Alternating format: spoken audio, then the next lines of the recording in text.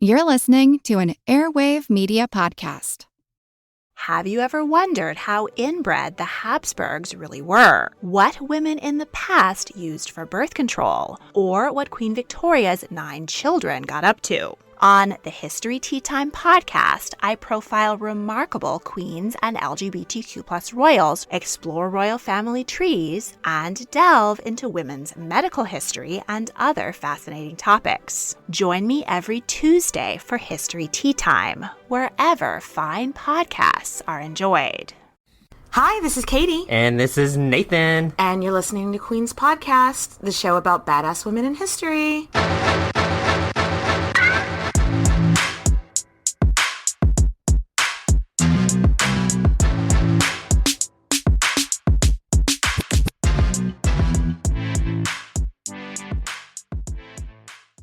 Nathan.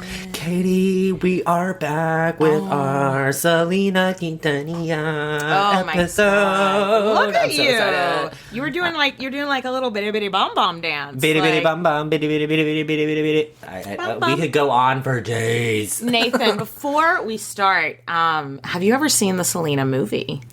Yes, with J-Lo. Yes. I mean, Selena made J-Lo. Would there be a J-Lo without Selena? Without Selena. No, there wouldn't be. Absolutely not. Originally supposed to be casted with Salma Hayek. Yeah. Which, super weird. Super weird little... You know what? Why don't we move this conversation to the Patreon? Ooh, that's a good idea. Maybe we should review Let's review the Selena movie on the Patreon. I love this. Ooh, I'm so excited because Selena is my bitch. Anything for Selena. So, Nathan, where did we leave off? Selena Quintanilla was working her ass off, doing her music thing since she was 6 years old.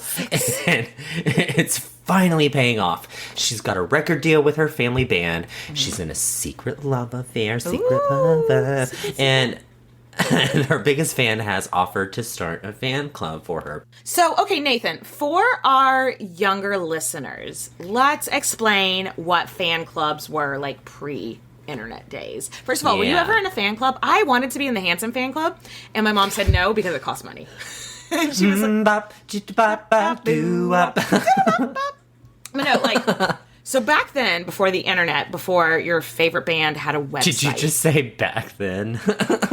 Well, yeah. When we were kids. Back then, when I was walking down the road and it was... Back then, before the internet, we had to look up movie times in a newspaper.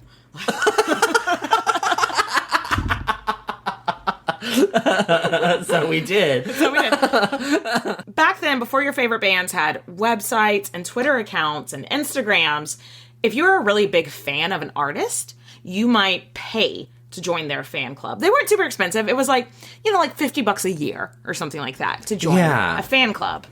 Typically, if you're a paying member of the fan club, you might get a monthly newsletter, and that would include the tour schedule before it was released. And that's a big deal. So you're like, oh my gosh, I know they're going to be here and here and here, and I can plan everything. I can get my autograph from my favorite artist, and oh my gosh. And maybe you could order their album, pre-release or something. It was like Patreon, but for snail mail. Okay. Yeah, it is. Super fan Yolanda, this woman, Yolanda, approached her and was like, let me start this for you.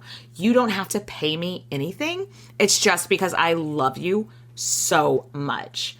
And they were like, hey, a fan club is actually a really great idea that we don't have time to manage ourselves. It's a way to get people engaged, and it's a way to make more income. And so they just basically, they're like, we have to go on tour of Mexico because they're leaving for their first international tour. So here's a big stack of autographs, and here's a checkbook. Peace. We're going to Mexico. And when we tell you that this tour of Mexico was a big deal, Yeah, it is not even describing the picture. It was such a big deal for the people of Mexico and such a big deal for her career as well. Yeah, and they had played in big venues before. They had been there before. But in Mexico, they were selling out 10,000-seat arenas. Yeah. This is huge. Next level for them, yeah. Yeah, they are hitting the charts. Amphitheaters sold out. Everything sold out. Yes. She didn't realize that, oh my God, these people are really like shelling out the cash to come see her. Like it was a big fucking ordeal. Side note, so Chris Perez, the guitar player, her secret boyfriend, I'm reading his book that he wrote about his time with Selena. And he tells this really funny story about when they're in Mexico and she's doing her sketches. And she would, design her own outfits, but then she designed the outfits for everyone else in the band. And so, like, whenever she handed him the outfit, like, here's what you're going to wear. And it was, like, a bedazzled jacket. And he's, like, this punk rock guy. And he's like, seriously? And she's like, yes, go put on your sequins. Thank you. I get, well, if I'm being honest, Katie, I could see you doing that to Steve. Being like, yeah, man, I just sewed this for you. You're wearing the sequins. You're welcome. You are gonna look bonita. Yep, you have no say in the matter. Okay, bye. Go put it on. But no, and that's actually become a huge staple of their entire band is that they always had the jazziest outfits on. Yeah, and just like the determined queen she was, she knew she was going to have to do interviews in Spanish. A lot. So this was a lot of interviews.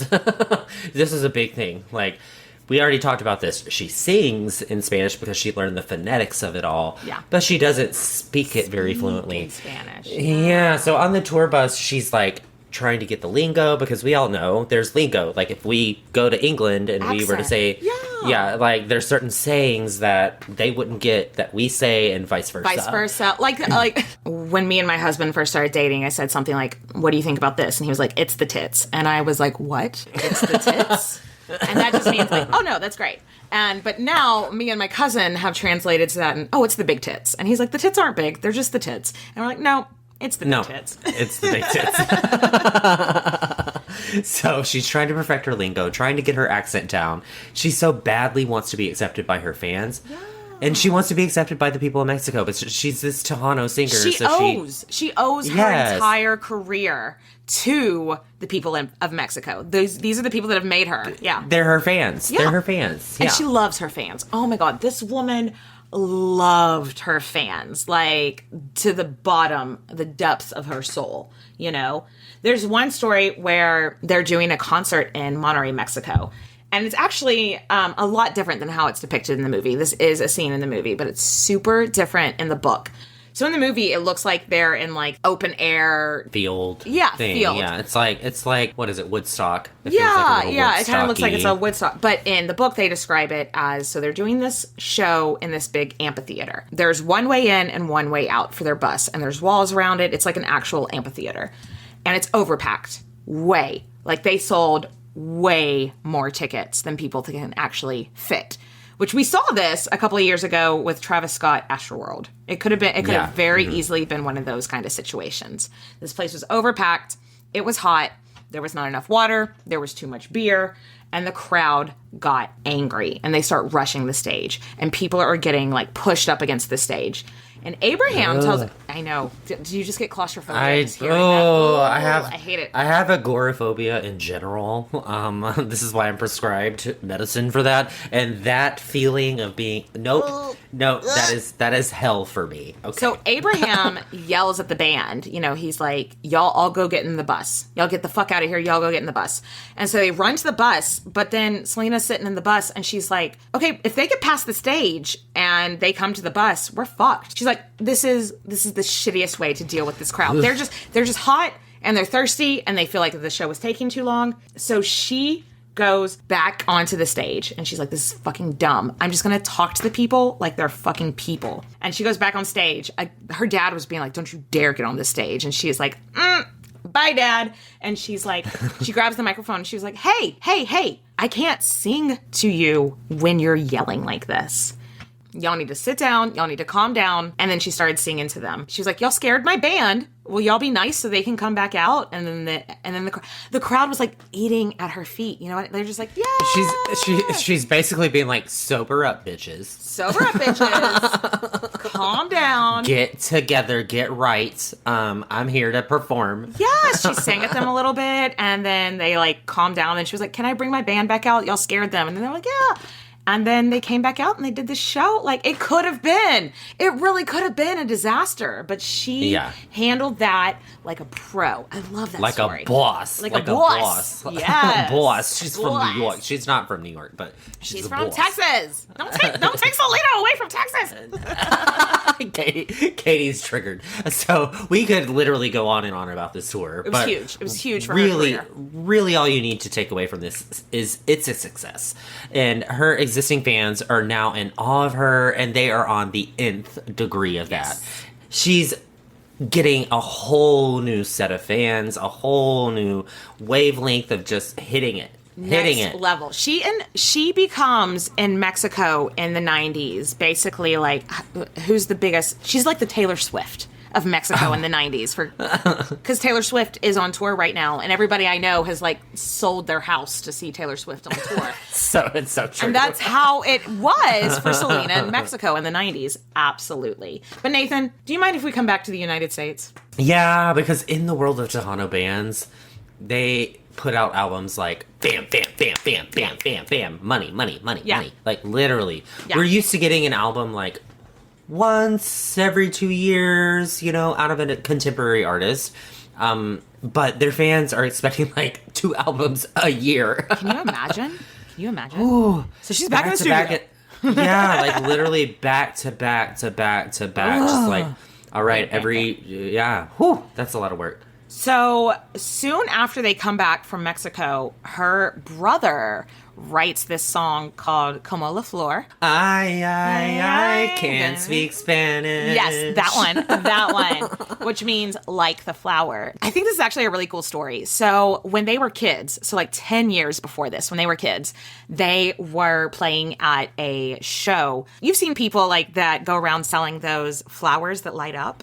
Yes. And so it was like 10 years earlier, her and her brother were playing this show, and there was like a family selling those light up fake flowers. They're now on tour, and her brother is in the shower, and he remembers these people selling these flowers.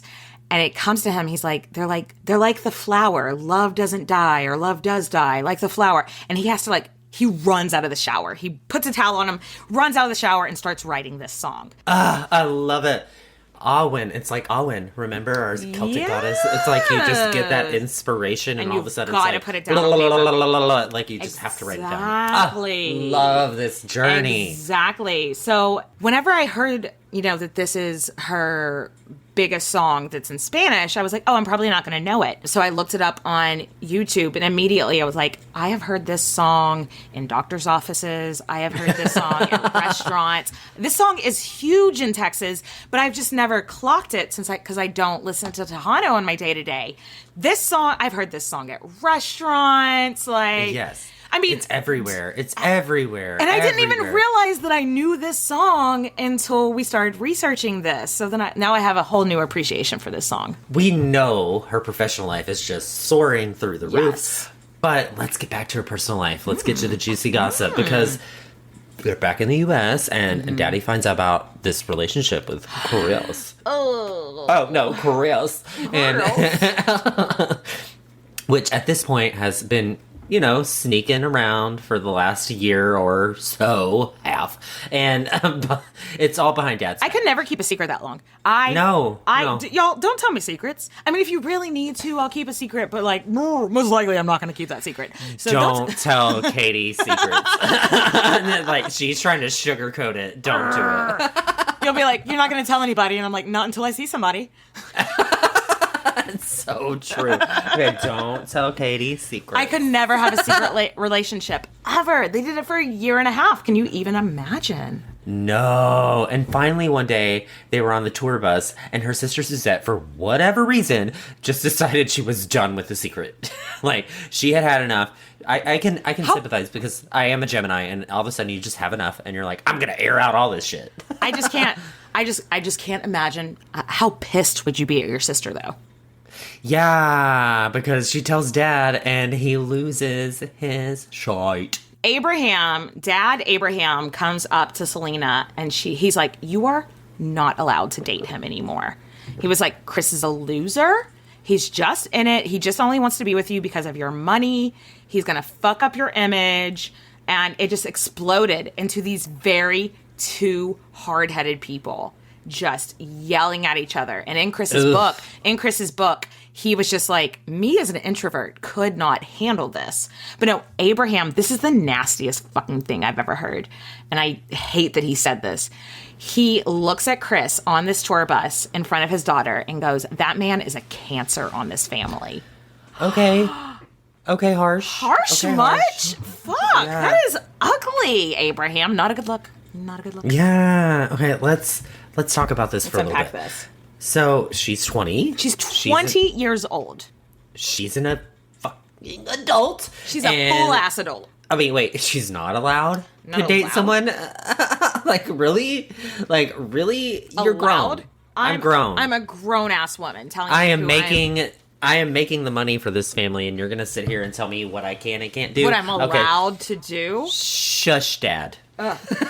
So it blew up into this big fight on the tour bus, and no one's talking except for Selena and Abraham. These people are so similar, and they're both so hard-headed. But until finally Chris is just like, I'm getting off the bus. And they're like in the middle of nowhere. And he's like, I cannot handle this drama. I am getting off the bus. And they're like, he walks a whole 2 miles in the middle of the night back to the last town they saw so he can call somebody to come pick him up, because he was like, I can't with this fucking bullshit. Which I think, we all know an introvert like that. That's just like, I would rather die than be in this situation. And I would walk 2 miles, and I would walk 2 miles more. Yeah, he would be that man that would walk 2 miles. 2 miles to get out of this situation because he didn't like it anymore. But Nathan, did these two actually quit seeing each other? Katie, I feel like that was a loaded question, because when you're 20 and your parents tell you not to see someone, you're like, I'm going to see him harder. I'm going to see him so much harder. It's going to be so much hotter, Mom. They stuck around each other. Let's just say that. They creeped. Yeah. Just keep it on the down low. And Selena still lived in Corpus Christi, and Chris lived with his mom in San Antonio. And that's like a 2-hour drive. So again, next door neighbors, y'all. Next door neighbors for Texas, yeah. And Chris would come and stay in a hotel whenever Selena was home. Yeah. And when she could, she would go to San Antonio and, hang out with Chris and his parents. And they loved her, which... Duh. I mean, can you imagine your son bringing home Selena, and for 2 Hispanic parents, they're just like, you hit the fucking jackpot? Yeah, like, hi, Mom, I'm bringing home my girlfriend, and like, what's her name? Selena Quintanilla. And they're like, duh. Yes. But no, her dad, Abraham, was a huge pain in their ass because he knew they were sneaking around. She was now like, in the last episode, we talked about she had that studio apartment that she did her designs in. She was just living in the studio apartment now because she's 20 and she also doesn't want to live at home. Chris still had to stay in hotels whenever he came and stayed in Corpus because Abraham every night would drive by her apartment at 10 p.m. to see if her car was there and make sure she was home. Ugh. And when they were in San Antonio, they had to be sneaky too, because she was a full-blown celebrity in San Antonio. Yeah, that's true. So people would, if they saw her out and about in San Antonio, they would talk about it on the radio, on the Tejano stations, and be like, we saw Selena out with her ex-guitar player. Why did he leave the band? Oh, we don't know. So they had to be super careful, which, like you said earlier, made it hotter. Yeah. They just keep going, and there's one story that just pisses me off. Oh, this pisses me off so bad. One day, Chris is at home in San Antonio, and Selena was not there. And Chris's family was like, there's just some guy parked out in her driveway, standing outside with his arms crossed. This is super weird. Is this weirdo? Yeah. And it was Abraham. It was her dad. And he's just standing outside of his house, trying to intimidate him. Dude, what the actual I understand that your daughter is everything to you, but stop. She's not even here. She's 20 years old. She's come on, get over it. Yeah. It's ugh. It's just very, what the fuck is this all about? But I think it got to Selena too. She was just like, I can't with this anymore. And so one day, Chris is in a hotel in Corpus Christi, and he wakes up to someone banging on the hotel door. And he literally shoots up and he's like, is Abraham here to assault me? But no, It was Selena. And she couldn't even spend the night with him when he stayed at a hotel in Corpus. Because again, Abraham would drive around looking for her car. And so, I know, she's a fucking adult. But no, so he wakes up to her just banging on the door. And Selena is just like, we need to talk. She's like, I am sick of this. It was hot, but now it is impeding on our lives. I just want us to live our lives. I'm not doing this anymore. Dad is never going to be cool with us. Dad is never going to be into this, but I am over sneaking around. What if we just got married? What if we just got married?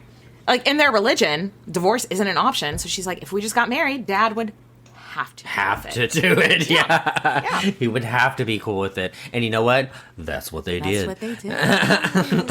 They went to the county court office and got their marriage license and got married that day, which is not how that works. Yeah. In fact, if you go to the Nueces County Clerk's website, it says very clearly that there is a 72-hour waiting period from the time the marriage license is issued. Yeah. How did they get around that? Selena's very charming. Money. That was probably part of it. Money was probably part of it. But in Chris's book, that he was just like, she just flashed a smile and was like, yeah, but I'm Selena. I'm Selena. And they were all like, yeah, you're right. You are. Yeah. And so they let them bypass that. She was like, oh, I have to be at a show in El Paso in 72 hours. I'm not going to be able to come back. Big smile. Here's $100. And they were like, anything for Selena's, like, pretty please. Can we do? Yeah, sure. And so Selena wore a denim skirt and cowboy boots, which yes, queen. Yes. And the groom wore jeans and a t-shirt, which yes, king. Yes. And she was secretly married, like our girl Anne Boleyn, on April 6, 1992. Not like Anne Boleyn. Just about 2 weeks shy of her 21st birthday. So she is a married queen. He is now a married king. I love this for him. I bet everything's going to go great with the family. So why don't we take a quick break and get a snack. I'll be right back. Hi, friend. My name is Ali Casaza. I am the host of the chart-topping podcast, The Purpose Show. My show is for moms, and we talk about all kinds of things. We talk about starting, growing an online business. We talk about living purposefully at home. If you're a stay-at-home mom, a working mom, it doesn't matter. If you are raising a family and wanting to level up in yourself, always wanting to grow, always evolving, always improving, curious about lots of different topics, this show is for you. We have spiritual conversations. We have productivity conversations. Honestly, not a lot is off limits. I am all about aligning you with who you really desire to become and giving you small, doable action steps to support you in getting there. So come be a new listener, be a new friend. I can't wait to have you.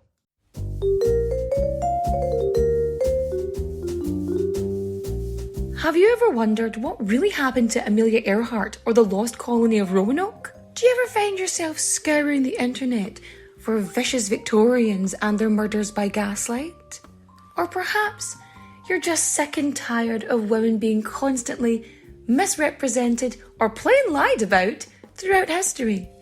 If so, join me, Katie Charlwood, history harlot and reader of books, on Who Did What Now, the history podcast that's not your history class.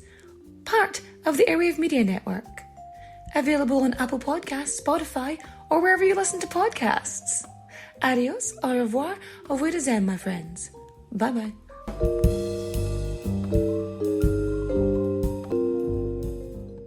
I'll be seeing you. And we're back, guys. Yes. We're ready to talk more Selena gossip. Yes. So when we say that Selena was a local celebrity, that's an understatement. Absolutely. So, the ladies at the courthouse started calling her the moment Selena left the courthouse. I can just imagining these, like, you remember, like, in, Music Man? Piccolo, talk a little, piccolo, talk a little, toot, toot, toot, yes! Piccolo, talk a little, piccolo, talk a little, like, toot, toot, toot, yeah, that's like, what they were doing. They're just like, oh my gosh, oh my gosh, oh my gosh, oh my gosh, oh my gosh, talk, talk, talk, talk, talk, talk. Like, it was literally just... I bet the moment Selena left that courthouse, that people were like, I gotta call my sister. I gotta call my mom. Yes. Guess who was just in here? Guess who just got married? Guess who we let kind of break the law? Like, Selena. Yes. The couple took off to San Antonio like right after they got married, thinking like, okay, we've bought ourselves like a day of privacy. But by the time they got to Chris's mom's house, she was like, what did y'all do? It's all over the radio stations. Like, they're talking about it. What did y'all do? Yeah, can you imagine? Like, this is pre-Twitter, so I would have thought it would take, like, a couple of hours, days, weeks for news to, like, finally trickle out. But no, the whole nation knows. Everybody knows. Everyone. The Corpus DJ announced it on the radio station just a couple hours after the wedding. Yeah. And after that, news spreads like wildfire, which means creepy daddy Abraham might have known. Long story short, yeah, he knew. He knew. And immediately he was livid. He did not take it well immediately. And Selena was so anxious because I think that's so weird. She was so anxious because she thought, oh, he's going to break up the band. And that really surprised me because she is Selena. And she has a contract with a major record label. So even if he broke, like, it would actually be against their contract to break up the band. So no, like, legally he can't do that. And even if he did, she could get a new band. She, like, you're Selena. She's got a name. Yeah, she's got the direct quote. You're Selena. You're Selena. So, right? She could have started her whole new band, and it really surprises me that she doesn't seem to realize that she's the star of this equation. And she'd, like, her dad would be nothing without her. Right. Literally, nothing without her. But after a few days, they met with Abraham, and he saw the writing on the wall. He was like, what's done is done. Chris, you're family now. And you're back in the band. So if you're family, you work.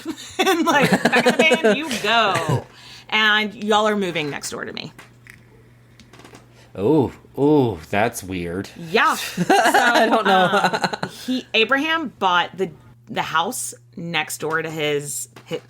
So Selena's parents bought the house next door to them for Selena and Chris as a wedding present. This is giving me, like, big fat Greek wedding vibes. Yes! Like, it's totally giving me big fat Why Greek do you wedding. want to leave me? Yes, exactly. I've got a house right here. It's going to be yes. great. But Abraham had done the same thing for her brother, AB. So Abraham, Selena, and AB all live on the same block, which, no. I do not want to live... I love my family. Absolutely love them. Yeah. But I don't want to be able to walk down the road and knock on your door. No.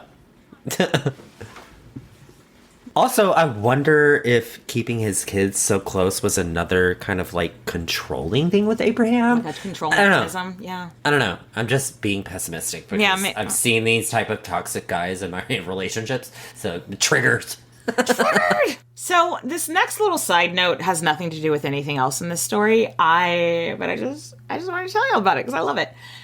After moving into the house, Selena started just coming home with dogs. Katie loves this. I love this.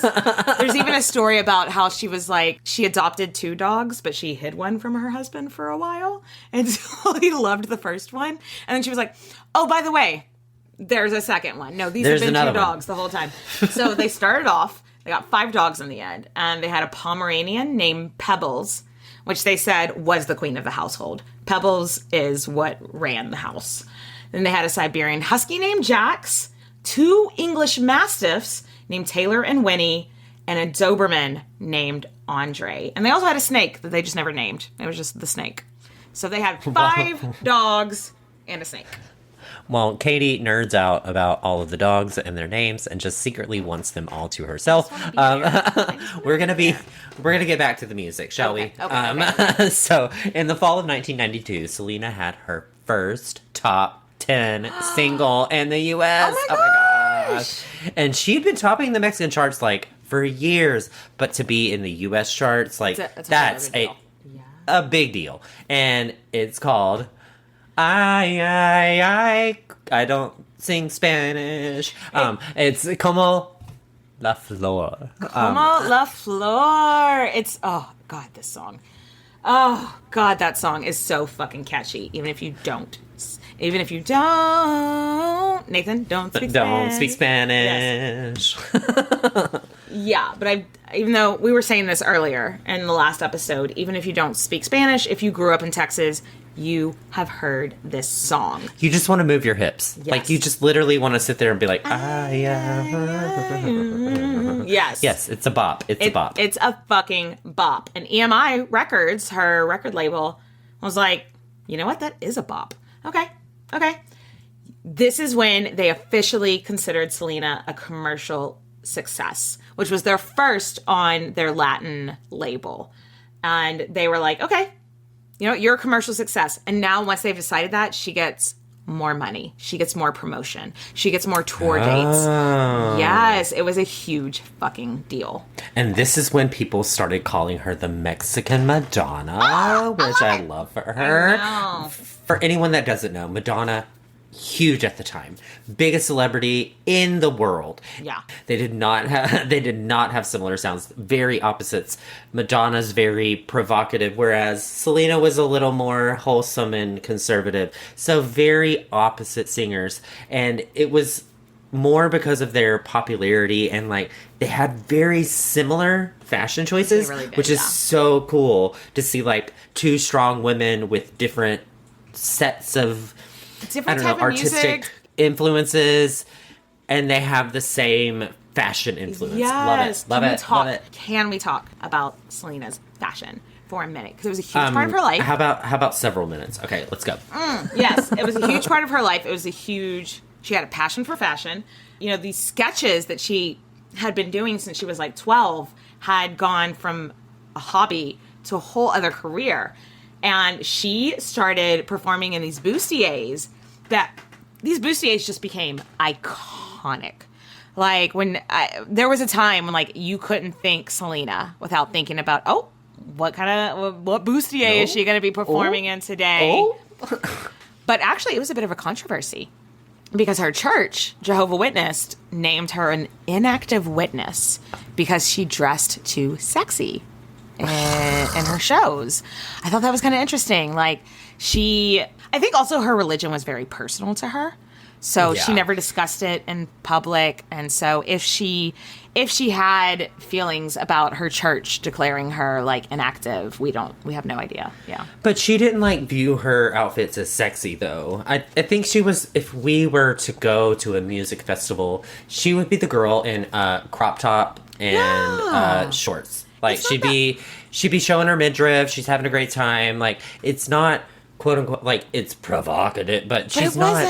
It wasn't any more than anyone else was. It wasn't overtly sexy in my opinion because she was wearing these bustiers, but she wasn't doing like super like suggestive dances or anything. Mm-hmm. Her songs weren't suggestive. It was just fashion. She had a cute little body and she wanted to like be cute, you know? Like, well, even if the church didn't love it, people loved her fashion. She was just like, people love it. I love doing it. I love making clothes. People like the clothes. Why not pursue that?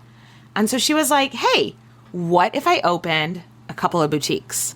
And so she opens one in San Antonio and she opens a boutique in Corpus Christi. And it's, y'all, go find that video of her talking about her boutiques because it is so cute. She is just like, yeah, you can come in and you can get your hair done. And while you're getting your hair done, people will come show you outfits. So you can buy the outfits while you're getting your hair done and it's going to save you time and you're going to leave the shop with a new haircut and new nails and a new outfit. Like it's so cute to hear how excited she was about these boutiques that she was opening. Yeah, but she's only one person and she can't manage all of these stores. And so she's like, hey, you know, that lady, Yolanda, she runs that fan club. Maybe she could do it. She seems passionate. She seems really passionate. She can help me out. She could be good. Yeah, she could be great at this. This is when the president of her fan club, Yolanda Saldivar, she starts to become a slightly bigger part of Selena's life. I don't want to do any major foreshadowing, but isn't it like a red flag when a grown-ass woman, like a grown-ass middle-aged woman who has a career as a nurse is like, yeah, I'm going to quit my job to manage a fashion boutique, even though she doesn't have any management history. Like, hindsight is 20/20, but doesn't that seem like a huge red flag when it's just like this grown-ass woman is going to quit her job to come manage a fan club. It doesn't and make a fashion sense, boutique. Yeah, the math just isn't mathing for me. Yeah, that was our girl Yolanda. Something was just kind of off about her from the get-go. But whatever, they just figured, she's into Selena. She's going to run her own company. This is going to be great. But it wasn't so great. Anyway, the next year, it's 1994. 1994 was a huge year for Selena. She hits number 1 on the Latin Billboard charts. Her record goes triple platinum, and Nathan, she is nominated for a Grammy. And, wait, okay, can we just talk about her Grammy dress just for a second? It is my favorite Selena look. I know she's got a lot of iconic looks, but her Grammy dress... Smoke show.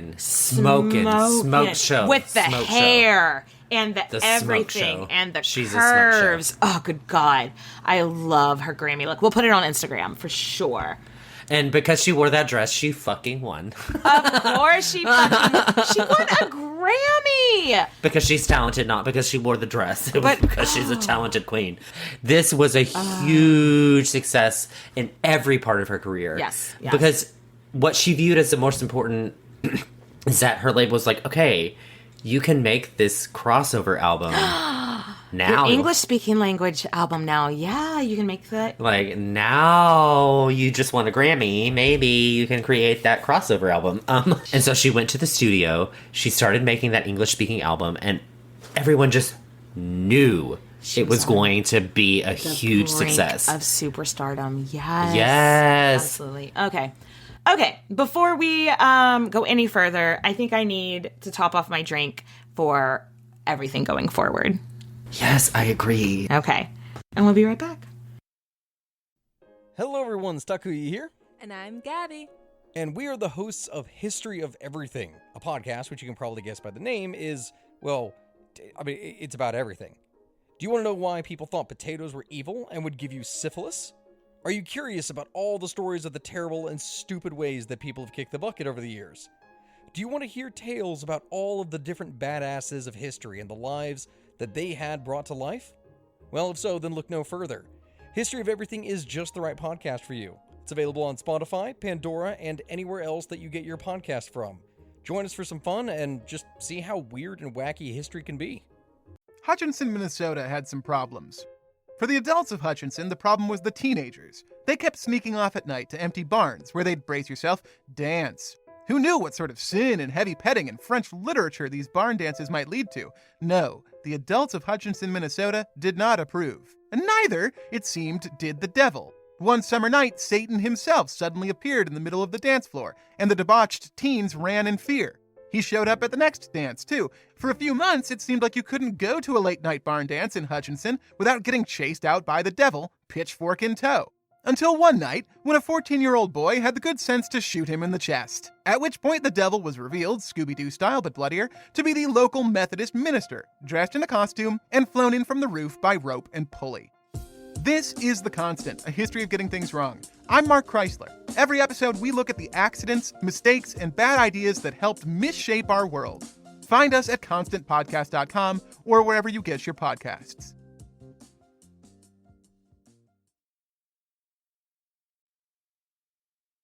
All right, and we're back. I am so sorry to tell everybody that everything from here on out is kind of a bummer. Yeah. Selena was starting to plan to open more of her stores. So she has 2 in Texas, and she's like, oh, I'll open one in Monterrey, Mexico.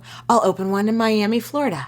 I'll open one in Los Angeles, California. Anywhere where there's a huge Latino community. She's like, I want one of my stores there. They were called Selena, etc. Oh, God. I wish we could go to a Selena. I wish there was one still open. I searched there would and be there's not. so many. I could see them everywhere. But then Abraham comes to Selena and is like, hey, your stores aren't making any money. In fact, they're losing money. Like, how is that even possible, though? They're always busy. The stores are so popular. Yeah, how are they not making money? What do you mean? And also, all the employees keep quitting. What? They're all saying that the manager, Yolanda, is rude as elf to them. What the fuck? Like, no. And Selena's like, no, that is not okay. If you're a manager of my store, you are representing me. And my entire vibe is approachable, friendly. I can't have somebody that's rude. And how are we losing money? I need to see the books. Let me have a look at the books. Now, we're not going to go into a lot of detail about accounting because here's the TLDR, math. Yolanda was mathing wrong and stealing from them. She was straight up stealing from them, yes. Yeah, she's buying jewelry for herself from the company pocketbook. She's taking trips, renting sports cars. Like, she's just doing it all with the fan club's money. She's stealing from the fan club. She's stealing from the store. She is just... Ugh. Fans were complaining also. Like, AB was getting calls being like, hey, I joined the fan club and I haven't gotten the merch I was supposed to get. I got a letter saying that I'd lapsed on my fan club payment and I needed to pay again. Why do I need to pay again? I've already paid for this year. And so AB is like, whoa. What? This doesn't make sense. What are you talking about? Like I said, math not mathin'. Mm-mm. And when she realized that Yolanda had misused her trust, she's pissed. Of course. And she fired her, as one does. If you steal from your employer, what else do you expect? Exactly. Like, come on. But Yolanda had it in her mind that her and Selena were friends. So she was like, our friendship is going to get past this. But really, Yolanda's not a big part of Selena's life, you know? I mean, we're far into the story. We are an hour and a half into the Selena story.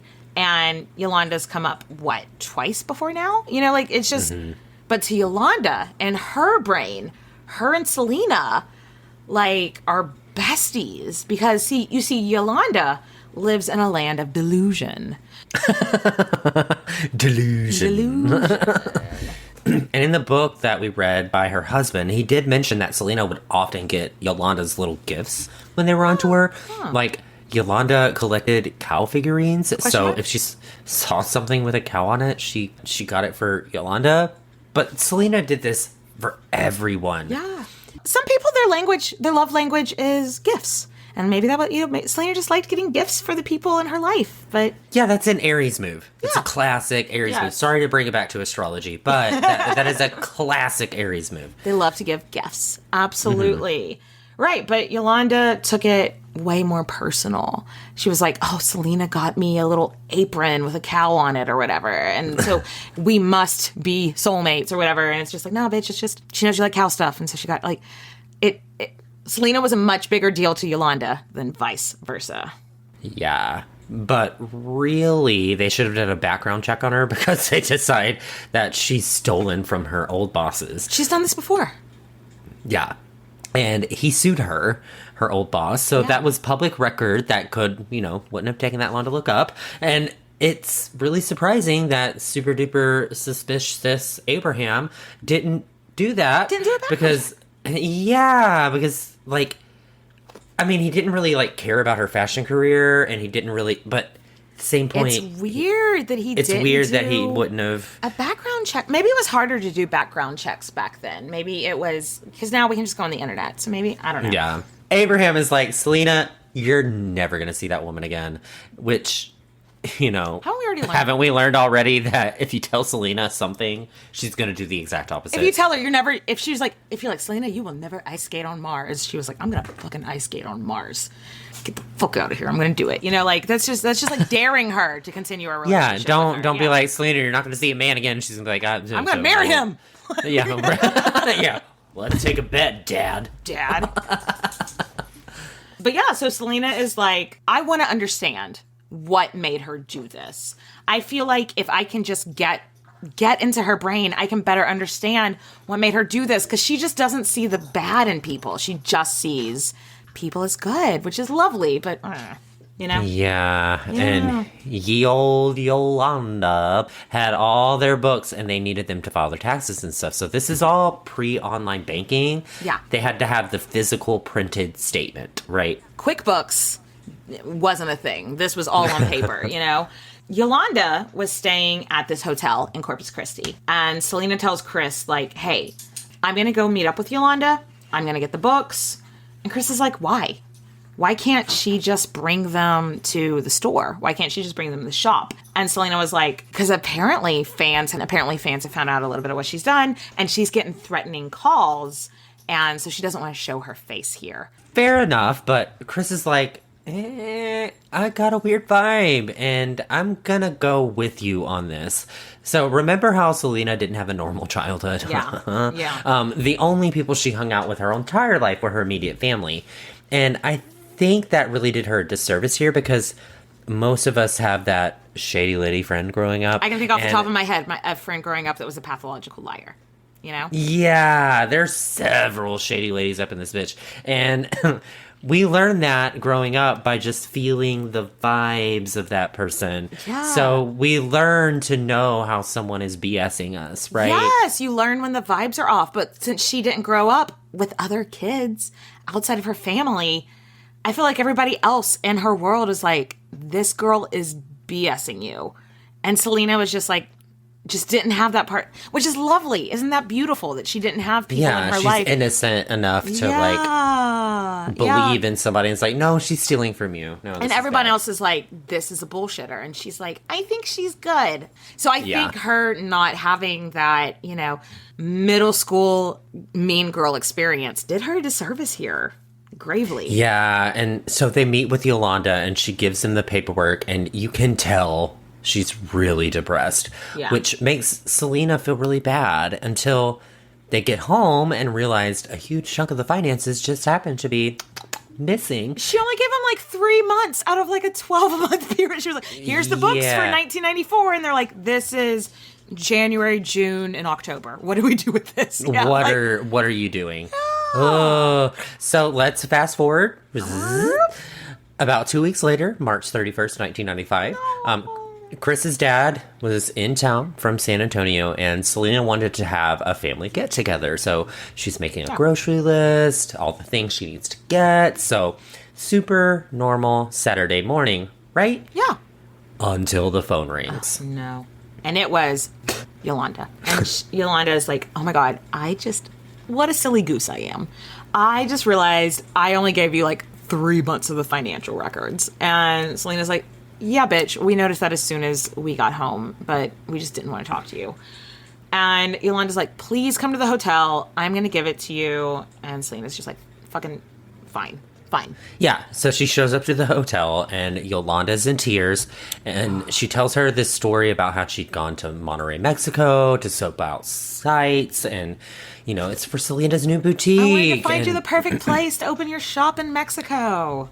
And while she was there, she was raped, and she had injuries, and she was, like, worried that Selena would take her to the hospital. Yeah, she's like, I got raped, and I have some injuries. Will you take me to the hospital?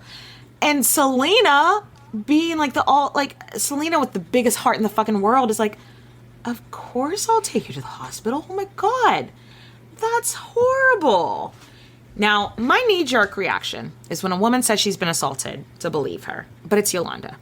And in later reports, the doctor that saw her actually said, from my guess, is that her injuries were self-inflicted. Which I don't want to think about that too hard. I don't want to know what self-inflicted sexual assault injuries look like. But also, since she said she was raped in Mexico, they won't do a rape kit on you if the assault, or at least in the 90s, if the assault took place in another country. So they that's not cool. No, that's right? not cool, America. Right. Like that's not cool. So let's change that. So than that, after a few hours, they finally get back to the hotel, and Selena's like, Yolanda, I'm so sorry for what you've gone through. I just really need you to give me these financial records, and I just need to get you home. And that is when Yolanda pulled her gun out. Now, Yolanda had told Selena that she bought a gun a few weeks prior. And Selena was like, you've got to return that. Like, absolutely not. Because she was afraid that Yolanda was in a depressive state and was going to use it on herself. And so she was like, swear to me that you're going to return that gun. And Yolanda's promised. She was like, yeah, I'm going to return it. But she was a liar, and here we are. And when Selena saw it, she knew was like, she knew what was up. Yeah. And she screamed and started running, and Yolanda pulled the trigger and hit Selena in the back of the shoulder. She hit her artery vein, too, so it was a major blow. So Selena is running down the halls of this hotel, screaming. And Yolanda is chasing after her, being like, come back here, you fucking bitch. And a lot of people saw that. And Selena gets to the front desk, bleeding, and is just like, her name is Yolanda. Yolanda shot me. She's staying in room 158. It was Yolanda. She has a gun. Her name was Yolanda, and then she passes out. Oh my gosh. That's horrible. Oh, those are her last words. Those are her last words. Yeah. She was rushed to the hospital, but she was dead on arrival. Yeah. Just 2 weeks shy of her 24th birthday. Oh, 24. There are a dozen true crime. What? Let's try that again. There are a dozen true crime podcasts that go into the aftermath and the trials of Yolanda Salvador. Definitely go check those out if you are interested in true crime. But that's not what our podcast is. That's not us. So we're not going to go into that. What we will say is that Yolanda claimed it was an accident. I'm sorry. You don't scream, come back here, you crazy, you fucking bitch, and shoot somebody. Because her story was that I was trying to shoot myself and Selena jumped in front of me. And so she was a But martyr. you don't chase after somebody You and don't. scream at If them. you accidentally shoot somebody, don't you jump on the phone to call 911? Yeah.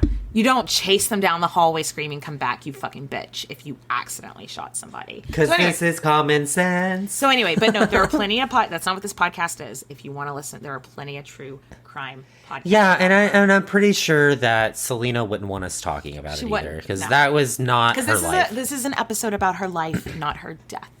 Yes, but Yolanda is serving a life sentence because she should. Mm-hmm. She's also up for parole in 2 years, and I would be shocked if she was let out. I'd be shocked. Selena's cult following should come out and just tell stories about how that impacted their life, and then it would be like, no, you're locked up. Yolanda and the guy that shot John Lennon, they are better for their own fucking safety. They are Yes. better in jail, and I hope they never get out for their own fucking Because safety. people are mad at them still. I saw this Still. TikTok that was like, it was a quinceañera party, and they had a Yolanda piñata. Oof. So, Oof. and that's today. This is 28 years later, and that is still the hatred that community, the Texans, view for this fucking woman. This fucking gal, you know? Anyway. This fucking gal. Let's move on. After her passing, the Latino community was devastated. The Texas community was devastated. And the family held a private funeral, but they did a public viewing of the casket. And it actually gave me, you know, like when the Queen of England died this last year, how they had like the people that just lined up for days to just look at the casket. They did the same thing for Selena.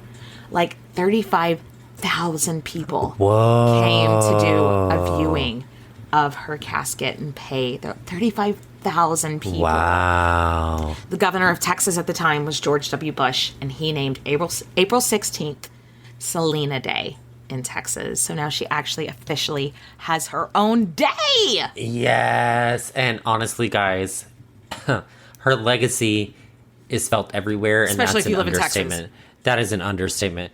No, if you live in the world. Well, no, but I'm just saying, here in Texas, our I know, grocery I store, know. HEB, has Selena grocery bags. Like, you can just buy a Selena Yeah. shirt at the grocery store here in Texas. Like, Yeah, but no, it's like- everywhere. Everywhere. And after her death, her record label released the half-finished crossover album that she worked on. And guys, it shattered records fast. They could not keep it on the shelf. It breaks my heart to listen to her two English-speaking songs that, like, man, if she would have been alive when those were released, what? If she was alive now, she would be, her 50th birthday would be coming up, I think, if she was alive now. And, like, what would her career have been? What would her 50th birthday look like? Like, as Selena, she would have a celebration. There and it would be a sequins on fucking everything. It would be Latinx culture on display. Ugh. This is hitting my heart real hard. Okay, so to finish up her legacy, we can't explain her legacy, but ask anyone in Texas, ask any Latino, ask anyone that knows, Selena forever, you know? Yeah, you're gonna get an earful. Sorry. Taken from us too fucking soon. Nathan, what is your favorite Selena moment, song, outfit? Give me your favorite Selena. Girl, bitty bitty bum bum. Bitty bitty bum Bitty bitty bum bum. I mean, try to be in a bad mood when bitty bitty bum bum comes on. You can't. Jesus. You just want to dance all day, and you just want to move your hips and love her. Like, what's your favorite moment? Her last concert with the purple sequined jumpsuit at the rodeo. Oh, good God, her. You know what? What can we say that hasn't already? We been just said? have to raise a glass to our girl, Selena Quintanilla. Selena forever. I hope y'all enjoyed this episode as much as we enjoyed recording it, y'all. Yes, love you guys. Mwah. Cheers, bitches. Selena forever. What's something you learned in history class that you feel like wasn't the whole truth? Better yet, what's something you didn't learn at all that was omitted completely? That's what I like to call redacted history. My name is Andre White, the host of the Redacted History Podcast, the place where history's forgotten events, heroes, and villains get their story told, one episode at a time. The Redacted History Podcast. Real history never dies. Stream the Redacted History Podcast on Apple Podcasts, Spotify, or wherever else you get your podcasts.